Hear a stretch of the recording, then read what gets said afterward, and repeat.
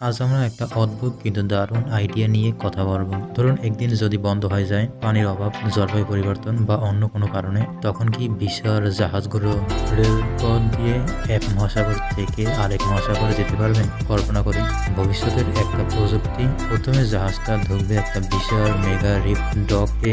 এই ডকটা জাহাজটাকে পানির উপর থেকেই বিশেষ সাপোর্ট সিস্টেম দিয়ে ধরে ফেলবে। তারপর ধীরে ধীরে জাহাজটা একটা বিশাল স্থির প্ল্যাটফর্মের উপর বসবে।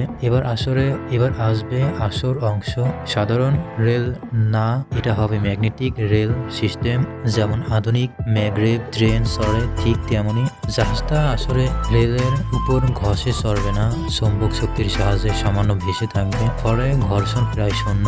শুধু বৈদ্যুতিক শক্তি দিয়ে বিশাল জাহাজ কয়েক ঘন্টার মধ্যে এক পাশ থেকে আরেক পাশে চলে যাবে। পুরো সিস্টেম চালাবে কৃত্রিম বুদ্ধিমত্তা, হাজার সেন্সর মাপবে ওজন, ভারসাম্য, বাতাসের চাপ, সবকিছু অটোমেটিক কন্ট্রোল হবে। এই আইডিয়ার মূল অনুপ্রেরণা এসেছে ঐতিহাসিক থেকেও। প্রাচীন গ্রিসের নামে একটি পাথরের পথ দিয়ে, যেখানে ছোট জাহাজ স্থলপথে টেনে নেওয়া হতো। আমাদের ভবিষ্যৎ প্রযুক্তি সেই ধারণাকেই বিশাল আকারে বাস্তবায়ন করবে। এতে লাভ কি? প্রথমত পানির উপর নির্ভরতা থাকবে না, দ্বিতীয়ত সময় বাঁচবে, তৃতীয়ত আবহাওয়া বা খরার সমস্যা থাকলেও ট্রেড বন্ধ হবে না। হয়তো আজ এটা কল্পনা, কিন্তু ইতিহাস বলে মানুষ অসম্ভব জিনিসকেও সম্ভব করেছে। কি জানে একদিন হয়তো এইটা পৃথিবীর সবচেয়ে বড় প্রকৌশল বিষয় হবে। তাহলে স্থলপথে জাহাজ স্থানান্তর একটা বিকল্প হতে পারে। পানি আমাদের প্রথম সমাধান ছিল, কিন্তু ভবিষ্যতে হয়তো প্রযুক্তি হবে আমাদের